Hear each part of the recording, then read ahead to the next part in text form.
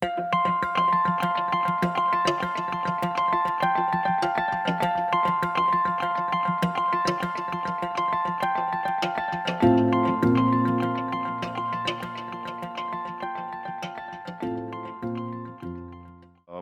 to this special session on blockchain for sustainable development. My name is Søren Giegler. I'm a senior digital innovation specialist at the European Commission. And it's a great pleasure to be here with great guests and to discuss this really critical issue today. So how can we leverage the power of disruptive technologies such as blockchain for international development, particularly for enhancing sustainability, supporting the economic and social development, and enhancing the well-being of the poor around the world.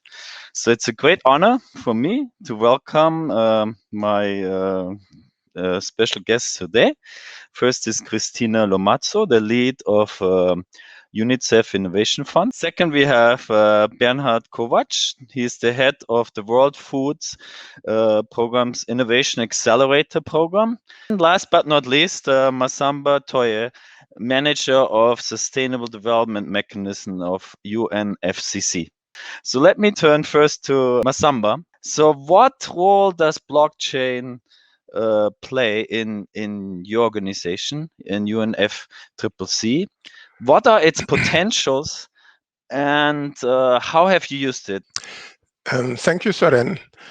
One of the principal role blockchain can play within the UNFCCC framework is to support climate policy.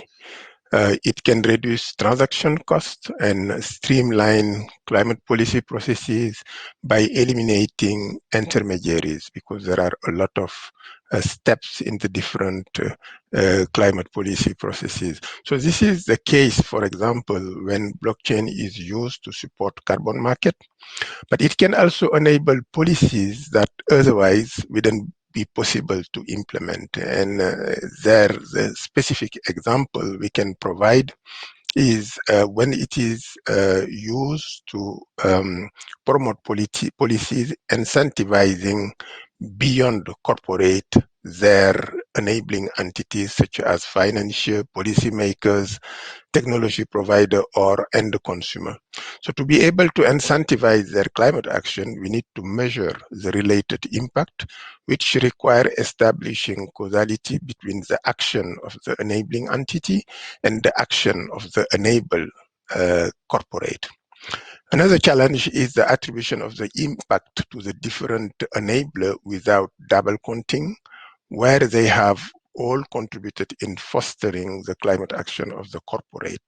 So the distributed nature of blockchain, its immutability and its consensus building functionalities make possible the measurement and attribution of the climate action impact without double counting. Well, maybe moving now to Bernhard. I know you have been working a lot on building blocks, for instance, this fascinating program using blockchain to directly deliver food and aid to refugees. Why don't you tell more about your work and how UN World Food Program is today using blockchain for helping the poorest of the poor? For us at the World Food Program Innovation Accelerator, our mission is really to identify, support, and scale these disruptive innovations that can help us, on the one hand, end hunger, but on the other hand, also make emergency assistance or food assistance more effective. And so this is where our accelerator, typically we look for innovations globally, then run them through our innovation bootcamp program, support first either pilots or expansions in what we call sprint programs, like providing $100,000, connections with field officers and partners, and support from our accelerator, then going into scaling for the most promising innovations. And then really, like, our portfolio as of last year has reached a total of 3.7 million people. and the innovations have raised a total of $118 million, which just goes to show like you can actually achieve impact at scale. Now, we actually look at multiple things that could be business model innovations, could be technologies, including blockchain. And the example that you gave, building blocks, is definitely one of the most successful ones, in particular, using blockchain technology as e-wallets for refugees, where they can go into stores and purchase food. And actually what's exciting about this, because it started as an idea, how might we use blockchain technology to make these cash-based transfers more effective, more secure, better collaboration with other UN partners, other governments, other stakeholders. But then also make sure we have stronger accountability. And I think this were really the first starting points of why people are using blockchain in the first place. Started with only a pilot of 100 people, and right now it's being used by 990,000 people, Syrian refugees in Jordan and Rohingya refugees in Bangladesh, who actually can go into stores, purchase food, and as a side benefit, we save 98% of the banking fees doing that. Christina, I heard you have done this great program with innovative startups through your innovation fund. So how does it work, and why is it so important to invest much more in startups that actually develop this breakthrough technology? The Innovation Fund looks at the 3 to 5 year horizon of potential technologies that might have an impact on the work that UNICEF does. And so we make early stage investments into startups who are using various emerging technologies. So that might be drones, it might be data science, but of course we also invest in blockchain. And we provide them with some funding, usually up to about $100,000 US, plus 1 year of mentorship where we work on their product with them and provide them blockchain experts and business model experts to actually develop that product. Our focus is on supporting local teams, building solutions for local problems. So we know that solutions that are built, for example, in New York or Silicon Valley, can't easily be uplifted and used in a variety of different contexts. So for us, it's really important to invest in those local founders for those local problems. So far in the blockchain space, we've made 16 investments, and that's over the last few years that we've been exploring various applications. In our first cohort of blockchain companies, there was quite a mix of the types of blockchain applications that we explored. So things like blockchain-based certificates or community currency, or vaccine supply chain tracking, which you can imagine is very relevant now in the times of COVID. In our most recent cohort of investments, which was announced in June of 2021, the 8 companies that we invested in really are building pathways towards financial inclusion. And so that might be cross-border remittances, that could be local community saving circles that they're focusing on, but a variety of different use cases. So that gives UNICEF a lens into what are the new latest and greatest technologies that are happening around the world. At the same time, we also innovate internally. We do our own blockchain explorations, and I would say one of the biggest ones we've done over the last couple of years is the UNICEF CryptoFund. And so we are the first UN agency to use cryptocurrency as cryptocurrency. We follow the exact same innovation fund model that I just mentioned to you of giving early stage investment to startups. But instead of this being in US dollars, we're now giving this in either Bitcoin or Ether. And what we've seen so far is that we are able to make these transfers to these startups in under 10 minutes. And we've spent under 0.1% on transfer fees. And of course, 100% of the transfers are actually transparent. So anyone can go and see that the transfers have been made. What can we do today with blockchain, what we could not do 10 years ago? Why is it a game changer for development? So I think it's something that Masamba and Bernard both alluded to, and it's around the ability to share information in a new way that previously was much more difficult to do with traditional systems.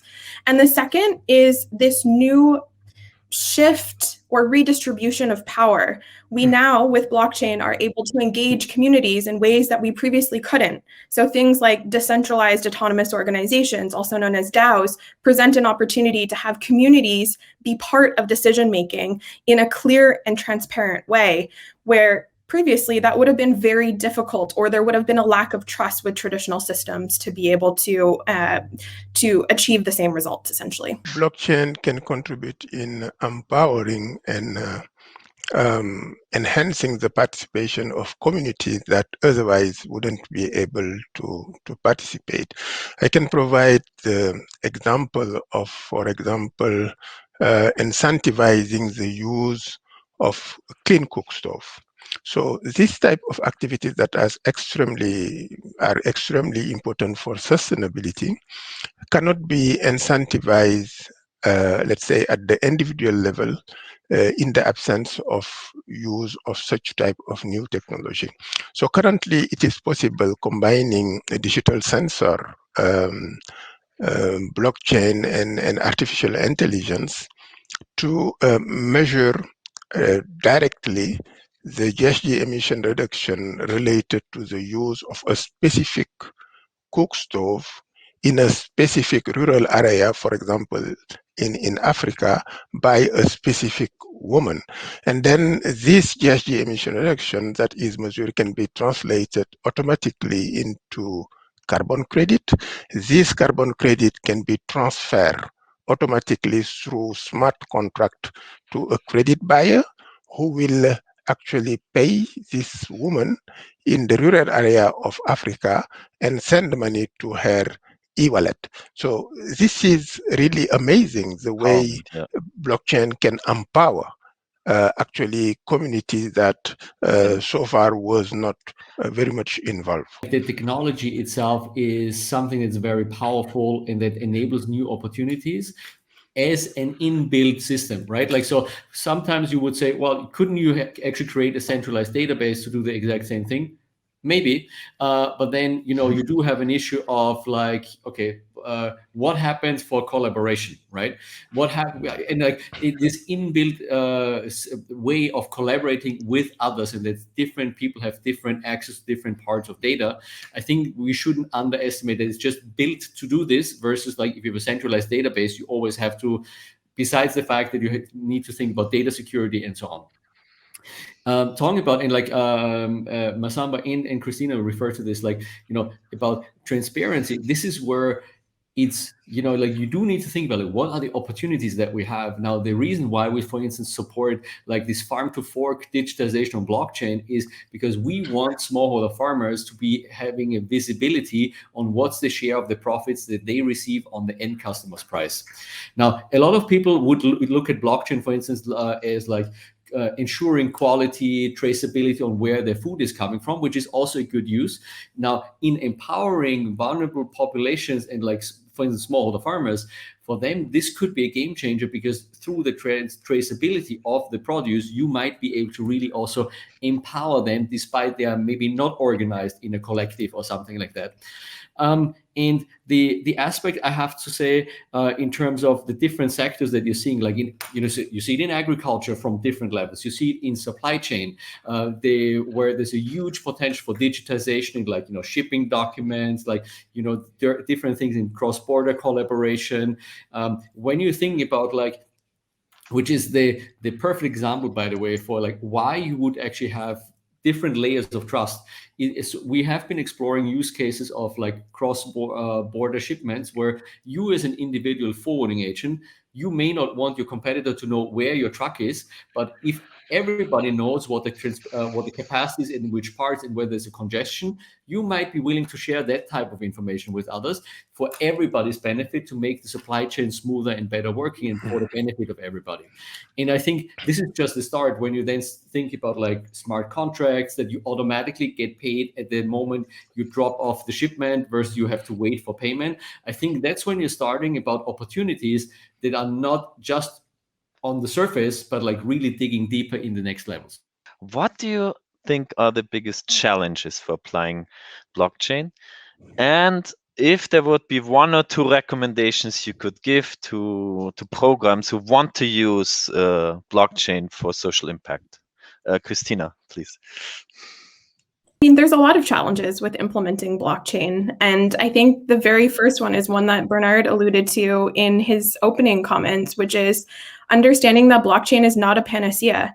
Blockchain is not going to solve issues that you otherwise wouldn't be able to solve if, for example, around processes and getting people around the table. You still need to figure out data flows, what information needs to be captured, when it should be captured. Blockchain doesn't solve that for you. So understanding those core benefits that we've talked about around sharing information around multiple parties, having transparency, gaining efficiencies, leveraging smart contracts for automation of processes, being very clear about why you're using blockchain from the beginning, I think, is a really important challenge to overcome, because sometimes we're just a hammer looking for a nail, and that doesn't always work. The other thing that I would highlight in terms of a challenge that we face, and this is more generally in the technology space, is actually supporting a diverse group of founders. The majority of VC funding right now goes towards men, and much of the VC money is actually focused in developed countries. And so we have recently made a call at UNICEF to venture capital firms for them to commit to having a gender-balanced portfolio. And really happy to announce that our most recent blockchain portfolio, the 8 that I mentioned from June, more than 50% of those are women-led startups. And so it's really important that we have a diverse group of individuals building a diverse group of solutions, because that is the way that we will have the most efficient, effective, and most powerful solutions. We do not have, in general, a moonshot way of thinking. So we do not think based on what is needed, but we generally think based on what we perceive as possible. And because we do not know, for example, the sustainability expert do not know what are the functionalities that are available out there, particularly those that are brought by this new digital technology, they have the tendency to narrow their perspective and work on things that could have been improved if they were aware of the functionalities that are out there. So the example that I have provided at the beginning of this interaction can illustrate this issue. So currently we are using what we call a production-based approach for GSG accounting, which is not the best approach to do things, simply because the sustainability experts that are working on that are not aware of the functionality blockchain can provide that would allow to move from a production-based approach to a consumption-based approach for ESG accounting. And the other way around, those that are the technology expert working on blockchain, they are not very much aware of the possible use case. So more interaction between the sustainability expert and this technology expert could help further enhance the application of blockchain to sustainability. What I would add is probably in terms of any sort of early stage exploration, and specifically when it's like higher tech or like technologies like blockchain, is inherently risky. It's innovative, it's risky, which means like one of the things you have to be aware of is like also when you're doing something in the social impact space is that you may be dealing with people's livelihoods, you may be actually putting people at risk if you're not careful, which is like sometimes what I would say is that, okay, maybe you don't produce an MVP, a minimum viable product, but maybe a minimum viable product plus, like something that is a little more tested, or you have a safety net, or you just test in parallel to another existing system so that you're not putting people at risk when you're actually doing something like that. Similarly, thinking about like that aspect of like when you're going into like testing or production for these types of things, actually testing for unintended consequences that you might put people into because you're actually doing that. And I have to say, like the one aspect, and it was mentioned earlier, is like, you know, the discrepancy of knowledge, you know, be it in the startup world, be it in venture capital, between like gender balance between developing countries and developed countries. This is real, and it's even more severe in areas like blockchain. And I think we have to be conscious about this. This is where, like, also, I mean, the European Commission's Digital for Development Initiative and others are actually really helpful, things that can actually foster the development of, and sharing of knowledge, not only in like the centers of current blockchain, development places, but also to create a more inclusive environment where, maybe people from developing countries who know the local environments much better, that they then also have the knowledge about blockchain and how to best use that. Let me point to three main points I think our conversation has shown. The first is blockchain is here. It's for real. There are real implementations on the ground. You've heard the examples. 900,000 people access it, right? Christina, your fund is fully operational, and Masamba, it is being used by practitioners right now to track carbon emission. So blockchain is here. It's here to stay, and scale up is possible. The second thing, I believe, it can really be a game changer in terms of transparency. All of you talked about transparency, about accountability, making development process more open, more effective, and more inclusive. And maybe the third one is there's still huge challenges out, but they have a lot more to do with social aspects than actually with technology itself. So it's all about gender, it's all about inclusion, it's all about the process of appropriating and owning technology by people. So that's why we promote so much human-centered development, human-centered technology, putting people first. Well, thanks so much, and we love to continue this conversation with you next time. Thank you.